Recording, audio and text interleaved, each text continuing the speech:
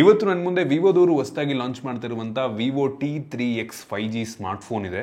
ಈ ಸ್ಮಾರ್ಟ್ಫೋನ್ನ ಬೇಸ್ ವೇರಿಯಂಟನ್ನು ವಿವೋದವರು ಬರೀ 12,500 ರೂಪಾಯಿಗೆ ಲಾಂಚ್ ಮಾಡಿದ್ದಾರೆ. ಈ ಪ್ರೈಸ್ ರೇಂಜ್ಗೆ ಈ ಸ್ಮಾರ್ಟ್ಫೋನಲ್ಲಿ one of the most powerful Snapdragon 6 Gen 1 processor ಇದೆ. ನಾನಂತೂ ಹೆವಿ ಎಕ್ಸೈಟ್ ಆಗಿದ್ದೀನಿ. ನಾನು Sandeep from tech in Kannada. ನಾನಿವತ್ತು ಈ ಸ್ಮಾರ್ಟ್ಫೋನ್ ಅನ್ಬಾಕ್ಸ್ ಮಾಡ್ತೀನಿ, ಯೂಸ್ ಮಾಡಿ ನನ್ನ ಎಕ್ಸ್ಪೀರಿಯನ್ಸ್ ನಿಮ್ಮ ಹತ್ರ ಶೇರ್ ಮಾಡ್ತಾ ಇದ್ದೀನಿ. ಏನು ಚೆನ್ನಾಗಿದೆ, ಏನು ಚೆನ್ನಾಗಿಲ್ಲ, ಈ ಪ್ರೈಸ್ ರೇಂಜಿಗೆ ಇದನ್ನು ಪರ್ಚೇಸ್ ಮಾಡ್ಬೋದಾ ತಿಳಿಸ್ಕೊಡ್ತೀನಿ. ಅದಕ್ಕಿಂತ ಮುಂಚೆ ನೀವು ನಮ್ಮ tech in Kannada YouTube channel subscribe ಮಾಡ್ಕೊಂಡಿಲ್ಲ ಅಂದರೆ ಈಗಲೇ ಸಬ್ಸ್ಕ್ರೈಬ್ ಮಾಡ್ಕೊಳ್ಳಿ ಮತ್ತು ಬೆಲ್ ಐಕನ್ ಕೂಡ ಕ್ಲಿಕ್ ಮಾಡ್ಬೋದು. ಮೊದಲನೇದಾಗಿ ಈ ಸ್ಮಾರ್ಟ್ಫೋನನ್ನು ಅನ್ಬಾಕ್ಸ್ ಮಾಡೋಣ. ಗಮನಿಸ್ತಾ ಇದ್ದೀರಾ, ಈ ಸ್ಮಾರ್ಟ್ಫೋನ್ನ ಬಾಕ್ಸ್ ನಿಮಗೆ ನೋಡೋದಕ್ಕೆ ಈ ರೀತಿ ಸಿಗುತ್ತೆ. ಈ ಬಾಕ್ಸನ್ನು ಓಪನ್ ಮಾಡಿದ ತಕ್ಷಣ ನಮಗೆ ಡೈರೆಕ್ಟಾಗಿ ಒಂದು ಸ್ಮಾರ್ಟ್ಫೋನ್ ನೋಡೋಕ್ಕೆ ಸಿಗ್ತಾ ಇದೆ. ಇದ್ರ ಬಗ್ಗೆ ಆಮೇಲೆ ಮಾತನಾಡ್ತೀನಿ. ಇದ್ರ ಕೆಳಗಡೆ ನಮಗೆ ಒಂದು user manual, quick start guide ಮತ್ತು ವಾರಂಟಿ ಕಾರ್ಡು ಮತ್ತೊಂದು ಟ್ರಾನ್ಸ್ಪರೆಂಟ್ ಬ್ಯಾಕ್ ಕವರ್ ಕೊಟ್ಟಿದ್ದಾರೆ. ಒಂದೊಳ್ಳೆ ಕ್ವಾಲಿಟಿಯ TPU ಕವರ್ ಇದಾಗಿದೆ. ಇದ್ರ ಕೆಳಗಡೆ 44 ವ್ಯಾಟ್ನ ಒಂದು ಫಾಸ್ಟ್ ಚಾರ್ಜಿಂಗ್ ಅಡಾಪ್ಟರ್ ಇದೆ. ಒಂದು ಒಳ್ಳೆ ವಿಷಯ, ಈ ಪ್ರೈಸ್ ರೇಂಜ್ಗೆ ಬರೀ 12,500 ರೂಪಾಯಿಗೆ 44 ವ್ಯಾಟ್ ಚಾರ್ಜರ್ ಕೊಟ್ಟಿದ್ದಾರೆ. ಸಖತ್ ಇಂಪ್ರೆಸ್ ಮಾಡ್ತು.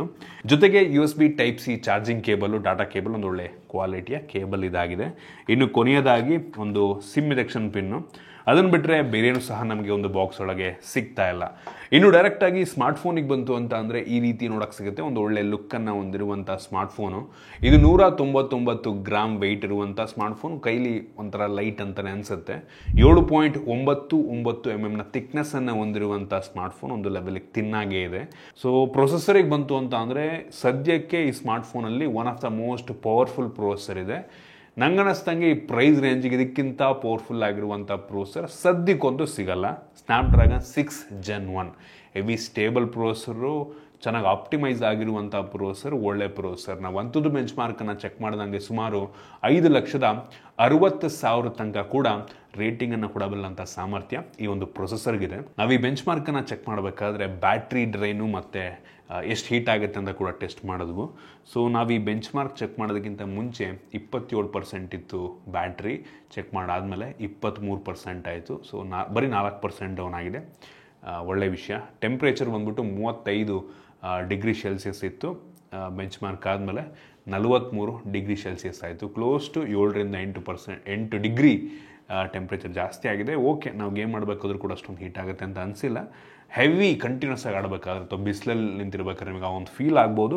ಬಟ್ ಸ್ಟಿಲ್ ಅಂಥ ಮೇಜರ್ ಚೇಂಜಸ್ಸು ಬೆಂಚ್ ಮಾರ್ಕ್ ಟೈಮಲ್ಲಿ ಆಗಿಲ್ಲ. ಸೊ ಓಕೆ ಅಂತೀನಿ. ಜೊತೆಗೆ ಗೇಮಿಂಗ್ ಟೆಸ್ಟನ್ನು ಸಹ ಮಾಡಿದ್ವು ನಾವು. BGMIನಲ್ಲಿ ಸ್ಮೂತ್ ಪ್ಲಸ್ ಅಲ್ಟ್ರಾ ತನಕ ಹೋಗುತ್ತೆ ಗ್ರಾಫಿಕ್ಸು. ಸೊ ಇದರಲ್ಲಿ ಹೆವಿ ಸ್ಮೂತ್ ಗೇಮ್ ಪ್ಲೇ ನಿಮಗೆ ಸಿಗುತ್ತೆ ಮತ್ತು maximum HD plus high graphic ತನಕ ಹೋಗುತ್ತೆ. ಇದರಲ್ಲೂ ಕೂಡ ತುಂಬ ಸ್ಮೂತ್ ಗೇಮಿಂಗ್ ಎಕ್ಸ್ಪೀರಿಯನ್ಸ್ ಸಿಗುತ್ತೆ. ಈ ಪ್ರೈಸ್ ರೇಂಜಿಗೆ one of the best processor ಹೊಂದಿರುವಂಥ ಸ್ಮಾರ್ಟ್ಫೋನ್ ಅಂತ ಹೇಳಕ್ಕೆ ಇಷ್ಟಪಡ್ತೀನಿ. ಹೆವಿ ಪವರ್ಫುಲ್ ಆಗಿರುವಂಥ ಪ್ರೊಸೆಸರ್. ಬ್ಯಾಟ್ರಿಗೆ ಬಂತು ಅಂತ ಅಂದರೆ ಲಿಟ್ರಲಿ 6,000 mAh ಕೆಪಾಸಿಟಿ ಬ್ಯಾಟ್ರಿ ಕೊಟ್ಟಿದ್ದಾರೆ. ಬೆಂಕಿ ವಿಷಯ ಗುರು.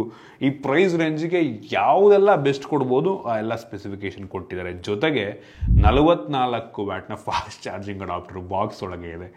ಸೂಪರ್ ವಿಷಯ ಆಯಿತಾ. ಬ್ಯಾಟ್ರಿ ಮತ್ತು ಚಾರ್ಜಿಂಗ್ ಟಾಪ್ ನಾಚ್. ಫ್ರಂಟಲ್ಲಿ ಒಂದು ಪಂಚೋಲ್ ಕ್ಯಾಮ್ರಾ ಇದೆ. ಫ್ರಂಟಲ್ ಗ್ಲಾಸು ಅವರೇ ಸ್ಕ್ರೀನ್ ಗಾರ್ಡ್ ಹಾಕಿದರೆ ಒಂದು ಒಳ್ಳೆ ವಿಷಯ. ಬೆಜಲ್ ಎಲ್ಲ ಕಡೆ ಯೂನಿಫಾರ್ಮ್ ಆಗಿದೆ. ಬಾಟಮ್ ಬೆಜಲ್ ಸ್ವಲ್ಪ ದೊಡ್ಡದಾಗಿದೆ ಅಂತ ಅನ್ನಿಸ್ತು. ಬಟ್ ಸ್ಟಿಲ್ ಈ ಪ್ರೈಸ್ ರೇಂಜಿಗೆ ಇಷ್ಟು ತಿನ್ ಬೆಜಲ್ಸು ಒಂಥರ ಯುನೀಕ್ ಅಂತಲೇ ಅನ್ನಿಸ್ತು ನನಗೆ. ಫ್ರಂಟಿನ ಒಂದು ಒಳ್ಳೆ ಲುಕ್ಕನ್ನು ಹೊಂದಿರುವಂಥ ಸ್ಮಾರ್ಟ್ಫೋನ್ ಈ ಬೆಲೆಗೆ. ಹಿಂದಕ್ಕೆ ಬಂತು ಅಂತ ಅಂದರೆ ನಿಮಗೆ ಒಂಥರ ಮ್ಯಾಟ್ ಫಿನಿಶ್ ಸಿಗುತ್ತೆ. ಬಟ್ ಸ್ಟಿಲ್ ಒಂದು ಆ್ಯಂಗಲಲ್ಲಿ ಬೆಳಕಲ್ಲಿ ಇಟ್ಕೊಂಡ್ರೆ ಸ್ಮಡ್ಜಸ್ ಕಾಣುತ್ತೆ. ಪ್ಲಾಸ್ಟಿಕ್ ಬ್ಯಾಕು, ಬಟ್ ಕೈಗೆ ತುಂಬ ಗ್ರಿಪ್ ಚೆನ್ನಾಗಿ ಕೂತ್ಕೊಳ್ಳುತ್ತೆ ಆಯಿತಾ. ಹಿಂದ್ಗಡೆ ನಿಮಗೆ 2 ಕ್ಯಾಮ್ರಾ ಇದೆ ಮತ್ತು ರಿಂಗ್ ರೀತಿ ಒಂದು ಸಿಂಗಲ್ LED ಫ್ಲ್ಯಾಶ್ ಇದೆ. ಹಿಂದ್ಗಡೆಯಿಂದ ತುಂಬ ಚೆನ್ನಾಗಿ ಕಾಣುತ್ತೆ ಗುರು. ಒಂಥರ ಪ್ರೀಮಿಯಮ್ ಆಗಿ ಕಾಣುತ್ತೆ. ನಮಗೆ ಈ ಸ್ಮಾರ್ಟ್ಫೋನಲ್ಲಿ side mounted finger print sensor ಇದೆ. USB Type-C ಪೋರ್ಟ್ ಇದೆ. ಹೆಡ್ಫೋನ್ ಜಾಕ್ ಸಹ ಇದೆ ಮತ್ತು ಹೈಬ್ರಿಡ್ ಸಿಮ್ ಸ್ಲಾಟ್ ಕೊಟ್ಟಿದ್ದಾರೆ.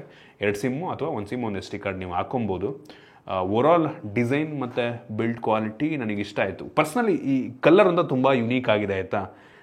ಡಿಫ್ರೆಂಟ್ ಕಲರಲ್ಲೂ ಕೂಡ ಲಾಂಚ್ ಆಗ್ತದೆ. ನನಗೆ ಈ ಕಲರ್ ಒಂಥರ ಇಷ್ಟ ಆಯಿತು. ಮ್ಯಾಟ್ ಇರೋದ್ರಿಂದ ಇನ್ನೂ ಚೆನ್ನಾಗಿ ಕಾಣುತ್ತೆ. ಜೊತೆಗೆ IP64 ಸ್ಪ್ಲ್ಯಾಶ್ ಮತ್ತು ಡಸ್ಟ್ ರೆಸಿಸ್ಟೆಂಟ್ ರೇಟಿಂಗನ್ನು ಸಹ ಕೊಟ್ಟಿದ್ದಾರೆ. ಒಂದು ಒಳ್ಳೆ ವಿಷಯ. ನೀರು ಬಿದ್ದರೂ ಸಹ ಒಂದು ಸ್ವಲ್ಪ ಸ್ಪ್ಲ್ಯಾಶ್ ಆದರೂ ಸಹ ಏನೂ ಆಗೋದಿಲ್ಲ. ಇನ್ನು ಡಿಸ್ಪ್ಲೇಗೆ ಬಂತು ಅಂತ ಅಂದರೆ ಈ ಸ್ಮಾರ್ಟ್ಫೋನಲ್ಲಿ 6.72 ಇಂಚಿನ ಫುಲ್ HD ಪ್ಲಸ್ ರೆಸೊಲ್ಯೂಷನ್ ಹೊಂದಿರುವಂಥ IPS ಡಿಸ್ಪ್ಲೇ ಇದೆ. ಇದು 120 ಹರ್ಟ್ಸ್ನ ರಿಫ್ರೆಶ್ ರೇಟನ್ನು ಹೊಂದಿರುವಂಥ ಡಿಸ್ಪ್ಲೇ. ಈ ಡಿಸ್ಪ್ಲೇ ಹೆವಿ ಬ್ರೈಟ್ ಆಗಿದೆ. 1000 ನಿಟ್ಸ್ನ ಪೀಕ್ ಬ್ರೈಟ್ನೆಸ್ಸು. ಮತ್ತು ವ್ಯೂಯಿಂಗ್ ಆ್ಯಂಗಲ್ ತುಂಬ ಚೆನ್ನಾಗಿದೆ, ವಿವಿಡ್ ಆಗಿದೆ ಆಯಿತಾ. ಇದು ನೀವು ಅಮೋಲೆಡ್ ಡಿಸ್ಪ್ಲೇ ಪಕ್ಕದಲ್ಲಿ ಇಟ್ಕೊಂಡ್ರೂ ಸಹ ನಿಮಗೆ ಡಿಫ್ರೆನ್ಸ್ ಗೊತ್ತಾಗಲ್ಲ, ಅಷ್ಟು ಒಳ್ಳೆ ಡಿಸ್ಪ್ಲೇ ಹಾಕಿದ್ದಾರೆ. ಇಷ್ಟ ಆಯಿತು, ಬಿಸಿಲಿಗೆ ಹೋದ್ರೂ ಹೆವಿ ಬ್ರೈಟಾಗಿ ಕಾಣುತ್ತೆ, ಚೆನ್ನಾಗಿದೆ ಡಿಸ್ಪ್ಲೇ. ಒಟ್ಟಿಗೆ ಅಮೋಲೆಡ್ ಕೊಡ್ಬೋದಾಗಿತ್ತು, ಬಟ್ ಫುಲ್ HD+ 120 Hz ಕೊಟ್ಟಿರೋದ್ರಿಂದ ಮತ್ತು 12,500 ರೂಪಾಯಿ ಇರೋದ್ರಿಂದ ಬ್ಯಾಂಕ್ ಆಫರಲ್ಲಿ ಇನ್ಕ್ಲೂಡ್ ಆಗಿ ರೀಸನಬಲ್ ಅಂತಲೇ ಅನ್ನಿಸ್ತು. ಬಟ್ ಕೊಟ್ಟಿದ್ರೆ ಅಮೋಲೆಡ್ ಇನ್ನೂ ಚೆನ್ನಾಗಿರ್ತಿತ್ತು. ಇನ್ನು ರ್ಯಾಮ್ ಮತ್ತು ಸ್ಟೋರೇಜಿಗೆ ಬಂತು ಅಂತ ಅಂದರೆ ಸದ್ಯಕ್ಕೆ ಇದು 3 ವೇರಿಯಂಟಲ್ಲಿ ಲಾಂಚ್ ಆಗ್ತಾಯಿದೆ. 4 GB RAM, 128 GB storage, 6 GB RAM, 128 GB storage, 8 GB RAM ಮತ್ತು 128 GB ಸ್ಟೋರೇಜು. ನಿಮ್ಗೆ ಇದರಲ್ಲಿ ಎಕ್ಸ್ಟೆಂಡೆಡ್ ರ್ಯಾಮ್ ಸಹ ಕೊಟ್ಟಿದ್ದಾರೆ, ಅಂದರೆ ಸ್ಟೋರೇಜ್ನೇ ಅವಶ್ಯಕತೆ ಇರೋ ಟೈಮಲ್ಲಿ ರ್ಯಾಮ್ ರೀತಿ ಯೂಸ್ ಮಾಡ್ಕೊಳ್ಳುತ್ತೆ. ಇದರಲ್ಲಿರುವಂಥ ಸ್ಟೋರೇಜ್ ಟೈಪ್ ಬಂದ್ಬಿಟ್ಟು UFS 2.2 storage standard. LPDDR4X RAM ಕೊಟ್ಟಿದ್ದಾರೆ, ಇದು ಕೂಡ ಸ್ಟ್ಯಾಂಡರ್ಡ್. ಈ ಪ್ರೈಸ್ ರೇಂಜಿಗೆ ಯಾರು ಕೂಡ 3.15 ಎಲ್ಲ ಕೊಡಲ್ಲ, ಇವರು ಕೂಡ ಅದನ್ನೇ ಕೊಟ್ಟಿದ್ದಾರೆ, ಓಕೆ ಅಂತೀನಿ.